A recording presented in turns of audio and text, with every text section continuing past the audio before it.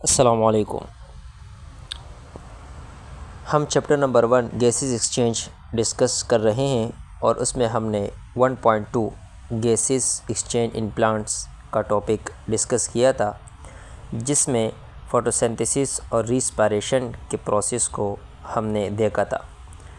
आज हम उसी टॉपिक को कंटिन्यू करेंगे और फोटोसिंथेसिस और रिस्पायरेशन में डिफरेंस समझेंगे। बोर्ड के एग्ज़ाम में क्वेश्चन आता है कि difference between photosynthesis and respiration, तो उसका आंसर जो है आज कवर करेंगे। फोटोसिंथेसिस का पॉइंट नंबर 1 है, फोटोसिंथेसिस इज़ एनाबॉलिक प्रोसेस। ये एक एनाबॉलिक प्रोसेस है। एनाबॉलिक मींस कि इसमें कॉम्बिनेशन की जाती है, यानी सिंपल मॉलिक्यूल जैसे कार्बन डाइऑक्साइड और सनलाइट की कॉम्बिनेशन की जाती है और उससे एक कॉम्प्लेक्स फूड या मॉलिक्यूल ग्लूकोज तैयार किया जाता है। तो फोटोसिंथेसिस एक एनाबॉलिक प्रोसेस है। रिस्पायरेशन का पॉइंट नंबर 1 है कि रिस्पायरेशन कैटाबॉलिक प्रोसेस। ये एक कैटाबॉलिक प्रोसेस है। कैटाबॉलिक मींस यहाँ पे एक फूड मॉलिक्यूल की ब्रेकडाउन की जाती है, तो जिसमें ब्रेकडाउन की जाए उस प्रोसेस को हम कैटाबॉलिक प्रोसेस कहते हैं। जैसे ग्लूकोज की ब्रेकडाउन की जाती है रिस्पायरेशन में। फोटोसिंथेसिस का पॉइंट नंबर 2 है synthesis of food from simple inorganic substance. यहाँ पे फूड को प्रिपेयर या सिंथेसिस किया जाता है सिंपल इनऑर्गेनिक सब्सटेंस है, जैसे कार्बन डाइऑक्साइड है या वाटर है। जबकि रिस्पायरेशन में breaking down of food into inorganic substance, यहाँ पे कॉम्प्लेक्स मॉलिक्यूल जो ग्लूकोज होता है उसके ब्रेकडाउन की जाती है, उसको तोड़ा जाता है और उससे इनऑर्गेनिक सब्सटेंस यानी कार्बन डाइऑक्साइड और वाटर प्रोडक्साइड हमें हासिल होते हैं।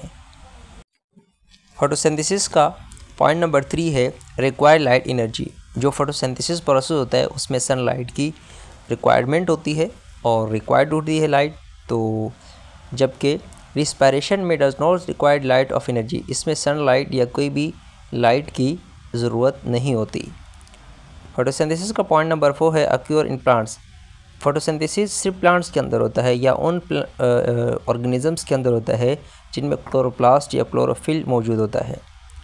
जबकि रिस्पायरेशन ऑल ऑर्गेनिज़म परफॉर्म करते हैं, क्योंकि तमाम ऑर्गेनिजम्स को एनर्जी की रिक्वायरमेंट होती है, तो इसीलिए ये रिस्पायरेशन तमाम ऑर्गेनिज़म करते हैं। पॉइंट नंबर 5 है यूज़ कार्बन डाइऑक्साइड। फोटोसिंथेसिस के अंदर कार्बन डाइऑक्साइड को यूज़ किया जाता है, जबकि रिस्पायरेशन के अंदर ऑक्सीजन को गैस को यूज़ किया जाता है। फोटोसिंथेसिस का पॉइंट नंबर 6 है रिलीज़ ऑक्सीजन गैस।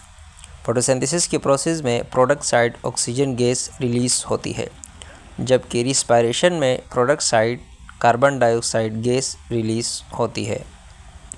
फोटोसिंथेसिस का पॉइंट नंबर 7 है take place during day time. जो फोटोसिंथेसिस प्रोसेस होता है वो सिर्फ डे टाइम होता है, क्योंकि उसको सनलाइट की रिक्वायर्ड होती है या सनलाइट की मौजूदगी में ये प्रोसेस होता है, इसीलिए ये प्रोसेस सिर्फ दिन में हो सकता है।